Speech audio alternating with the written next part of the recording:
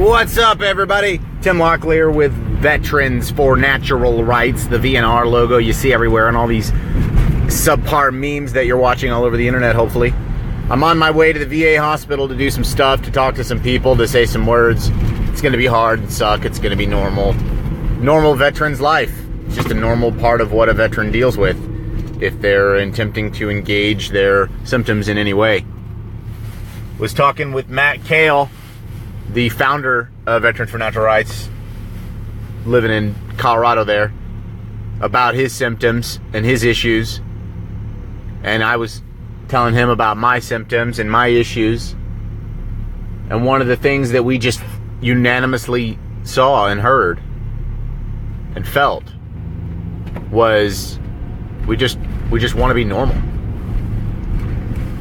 We just want to feel like we could get up in the morning and not have a whole procedure and situation and thing we have to go through. It's such a burden. It's such a hassle. And that's another thing, is that we already feel like an exceptionally large burden to a lot of our family. We already feel like a problem. And so it's really difficult when we suffer these physical ailments and issues and difficulties and problems. We just want to feel normal again. So when we ask the VA to reevaluate our claim, it has a lot less to do with trying to get a bunch of money and be a freeloading lunatic, lazy bum, worthless guy, Blue Falcon. Has a lot less to do with that than it does. We just want to feel normal again. And if you know what? If my leg is going to scream at me in pain no matter what, I might as well be able to provide for my family while I can't work if they can't make the pain stop without killing my body. You see, because they're like, well, we can make the pain go away.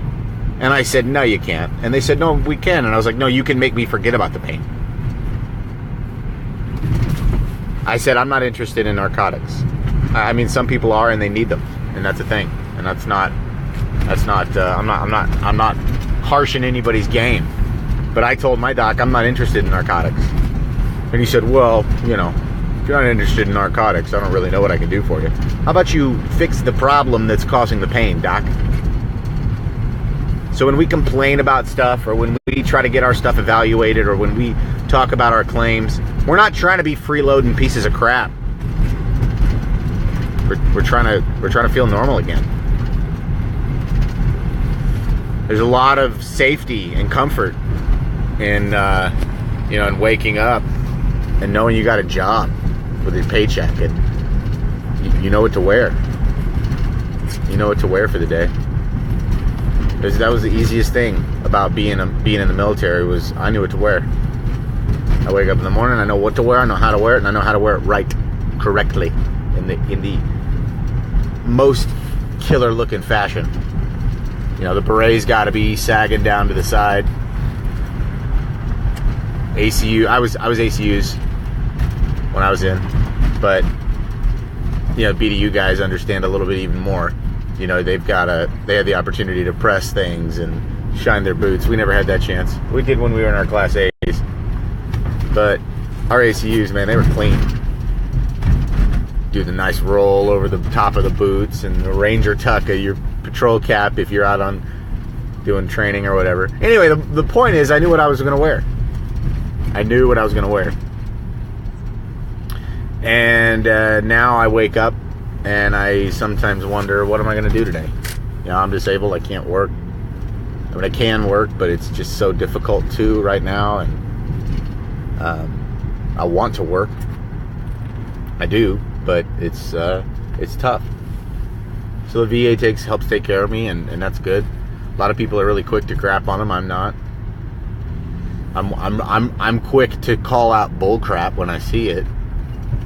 I mean, Veterans for Natural Rights is something we often do. We talk about excuse me, we talk about how egregious this behavior is that a hospital employee is doing, or what have you. But it's not to say they're an absolutely worthless, organization. They help a lot of people, like my family and I. The founder Veterans for Natural Rights and I, like I said, Matt and I were sitting and talking about that very subject. At various different programs that they might be eligible for or not be eligible for. I mean, that's important. But the problem is there's stigmas, man. There's this idea surrounding the idea of being normal or getting better that other veterans are like, well, why the hell can't you just do it right? Just do it right. Stop being a lazy ass and get up and get a job. And it's like, dude, do you understand what you say when you say that? You know, have you any idea how hurtful you're being, or do you care at all? Because a lot of us don't. Like, I got a buddy of mine here locally. He's a good dude. Hard-working man. Exceptionally skilled. Exceptional military career. Pretty badass dude. And he's stuck doing a job that he sort of doesn't want to do. But it's just like, I don't know what else to do, Tim. He's like, I don't know what else to do. And I'm like, dude, forget that, dude. Let's go to Fiji. Or even better, let's go to the woods in Colorado, man. Let's get lost for a while and find ourselves, dude. Let's do that. And he's like, yeah, that sounds great. I want to do that. But I got a job. I got bills to pay. So I gotta work. Oh, is that right? Well, how are things with your family? I hate my life and I hope to die often. That's what this guy's telling me. He's like, I hate my life and I'm like, dude, man, that sucks, dude. That's harsh. That's harsh. Why don't you quit your job? Why don't we get to the VA, get you a claim filed, do an evaluation, see if you've got PTSD, see if you've got some stuff that the compensation can help you with, man. And he's like, I'll just keep working this job I have, he says. And I'm like, come on, man. Come on. So listen, you jerks. If you tell another veteran that's hurting or disabled that he just needs to suck it up and get a job, you're a heartless worm. Because there's guys out there like that homie. And then there's guys like me that hear I hear his story loud and clear. I know where he's at. He's stuck, is what he is. He's stuck. And it sucks. That's a very scary friggin' place to be. Stuck. There's quite a few times recently where I've been stuck and it just sucks. It's actually part of the discussion Matt and I were having last night. It was about being stuck. It's like, well, what the hell am I going to do now? I'm stuck. You know? And what it takes is a perspective shift, for sure. And you got to make sure your values are in the right place. Make sure that you're putting the right amount of attention on the right amount of things at the right amount of time, with the right amount of pressure. That you're not overdoing it. That you're not trying to please and serve yourself or an organization or a person, but that you're just deciding that I'm going to do better because it's a good thing to do, right? I mean, there's an element of pragmatism to real life. There is, doing a thing and only doing it if the results are good. There is, I'm not going to keep buying ice cream if it gives me explosive diarrhea, or I might, I guess, if it tastes really good. But again, if the results suck, I might not be as interested, right? But there are some things in life that are absolutes to a degree. I mean, there's some things in life that I guess not so much as an absolute, but more so like it's always good to be good to people. It's always good to be good. And that doesn't mean nice. You could be good and harsh, right? Well, then what is good? That becomes the question. It's like, what is good? Well, that's where you have to that's where you come in, man. You can derive your good, quote unquote, from wherever you'd like. Matt derives it from something different than what I derive it from. And my buddy Nick derives it from a place different than from what I derive it from. But we all have to decide what is and isn't good and from where we're going to draw that good or badness from. We have to. We have to. It's an essential thing, man. We have to. Because if we don't, then we're floundering. Then my buddy tells me he's just going to keep working. And he's like, oh, I don't know. Maybe I'll get I just keep getting this is what he told me, you guys. Listen, this is going to break your heart. It's going to break your freaking hearts. He says, I just keep lashing out at my wife and my kids. I don't know why. I keep getting angry and angry. I think I'll just get a job at the railroad so I'm on the road more. I love them, but I just don't want to torture them this way. What? Hold on. Put on the freaking brakes, man. Put on the brakes. That's not how you deal with your problems, essays. It's not. It's not. It's not. It's not. This isn't 1955. You know? You don't just push your problems down because you don't know how to deal with them. This is adult time. This is 2018. This is how we deal with problems in the real world. We go to a counselor. We see a problem. We deal with the problem. And we move on from that problem to the next problem. We just keep doing that. That's just how it works. And then when we're better, we try to make others better too. Or while we're doing it at the same time. You know what I mean? Same time, man. Same time. The goal in my treatment and therapy is so multifaceted, it's hard to nail it down. But ultimately, I want to get better because I want to get better. Because it's better to be better. Because I know that I'm not a pile of crap, and I know that I have the capability and the resources and the means to get better, and I'm going to do it as best as I can. Because that's what is the right thing to do. I mean, from where I derive my morals, that's the right thing to do. I mean, I can start listing things like my wife or my kids or the veterans I appreciate and love or whatever. You know, the guys that have died downrange, the guys that have died because of suicide or whatever. I could list a whole bunch of reasons why.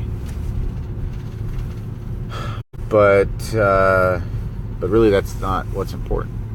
I mean, those things are exceptionally important, but that's not what's important. Or I mean, in the context of why I'm doing what I'm doing. What truly is important to remember and to put into practice as often as we can is that truly, if you want to pursue self-medicated, like healing, like mindfulness, if you want to achieve like a better overall mental wellness, it's going to come through mindfulness. It's going to come through the practices that a lot of veterans have dismissed as a bunch of hippie hoodoo. Unfortunately, a lot of veterans have written it off, and it's stupid. It's immature. Touch all that touchy-feely stuff, hippies, girly, Nope. It is not that time for that. There is times for that, okay? You know, when I see Nick wearing a girly scarf, I make fun of him because that's just how I like Nick. That's how Nick and I's relationship goes. It's funny.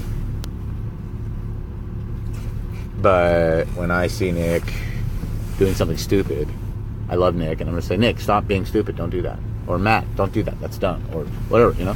Because you're a homie, and I don't want you to do dumb stuff because that's dumb.